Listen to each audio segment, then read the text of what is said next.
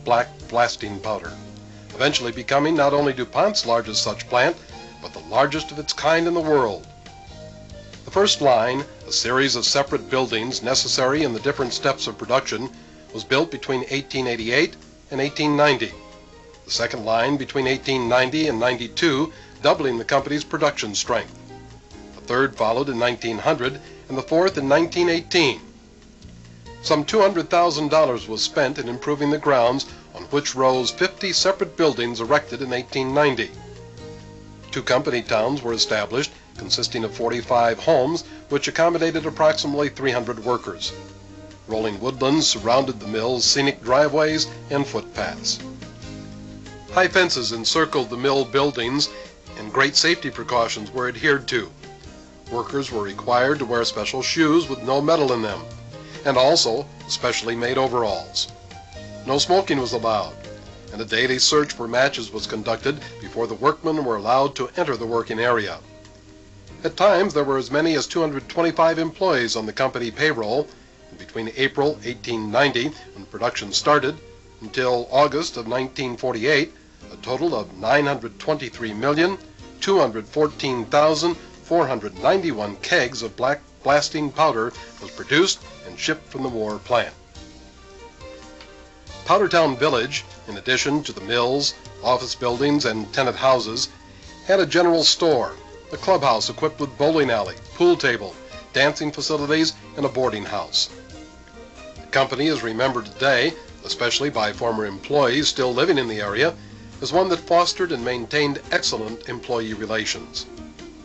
Considering the magnitude of the operations and the precarious product produced, the safety record of the company was considered remarkable during its 58 years of existence, with numerous plaques and certificates from the National Safety Council being presented to the local DuPont branch of the company.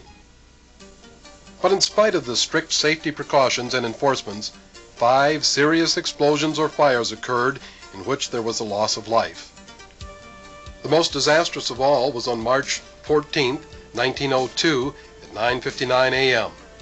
One of the powder plants blew up, killing 2, wounding 3, and demolishing the stone building located on the side of a ravine, quite apart from the other buildings. The remains still stand and are visible from Carbide Lane on the right-hand side as you're leaving Keokuk. Frank Schneider came on duty at this particular mill that Monday morning for the first time, as relief for a workman who was on vacation. Parts of his body were found in some trees some 500 feet away from the site of the explosion. Engbert Erickson was blown 500 feet, burned, blackened, and mutilated. Louis Leake was not killed, but thrown through the side of the building and lost the sight of one eye. James Galloway, the electrician, was blown 200 feet, yet he was able to get up and walk. The shock of the explosion was felt for miles around, reaching Burlington, Iowa, La Harpe, Illinois, and Canton, Missouri, with much property damage resulting in Keokuk. Other explosions or accidents occurred through the years. One in 1930, killing John Hedden, the only man in the plant that night. In 1939, Allie Brisby was a fatality. On July 3rd of 1939 at 10:30 a.m., an explosion occurred and the building was engulfed in flames in a matter of seconds. Charles Kreis was burned and died within a few days. Albert Miller was also burned. In the plant's last explosion in 1945, 2 men were killed, Bert Leake and Perry Wright. The picture here is rare, as few photos were ever allowed inside the plant, but this is a photo of Bert Leake and Perry Wright behind a cart of coal not too distant from the time they were killed. The names of former employees still living are very few now, but many children of those employees do live in and around the Keokuk area. Archie Peters, who started work at the plant as a laborer at 15 cents an hour, became superintendent upon the arrival of plant manager Larry Myers. After more than a half-century of operation, the powder works stopped production in February of 1949, not because of an enormous explosion, as had been rumored, but because of the lessening demand for black powder. However, Peters stayed on for 2 more years and was in charge of the remaining 7 magazines loaded with powder. These magazines were used as a part of the DuPont's distribution system. Black powder was shipped here from the eastern plant in Delaware to be available for quarry blasting in the vicinity. In 1951, when all operations ceased, it was under Peter's supervision that 67 buildings were destroyed. Since it was DuPont policy that no one be allowed to use a contaminated building, all were burned. However, this was a precarious undertaking since they were impregnated with powder. Using a fire hose, each building was thoroughly wetted down, then burned. Some of the buildings were valued at as much as $40,000. During the early years of the Powdertown development, the company erected a church on the Argyle Road near the village. In June of 1895, when the founder Francis Gurney DuPont visited, it was his suggestion that the frame church be constructed rather than a stone building that was being discussed. He donated $500. The cathedral was constructed at a cost of $2,000 and was ready for services in December of that same year. St. Andrew's Episcopal Church was established to serve the community and for many years had its own pastor.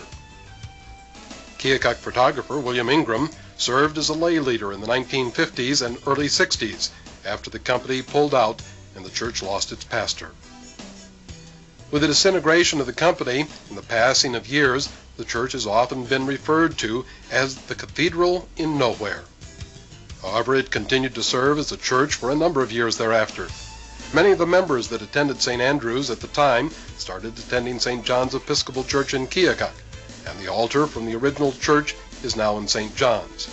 The bell in the tower was moved to ring in services at the Kreis Episcopal Church in Clinton, Iowa.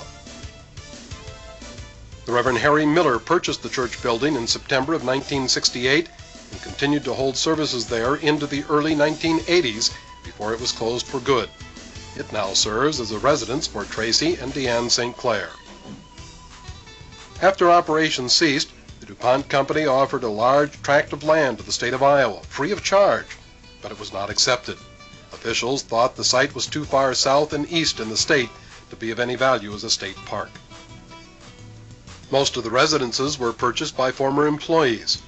A.B. Chatfield purchased about 850 of the 1,160 acres, with Archie Peters buying 103 acres, which he later sold.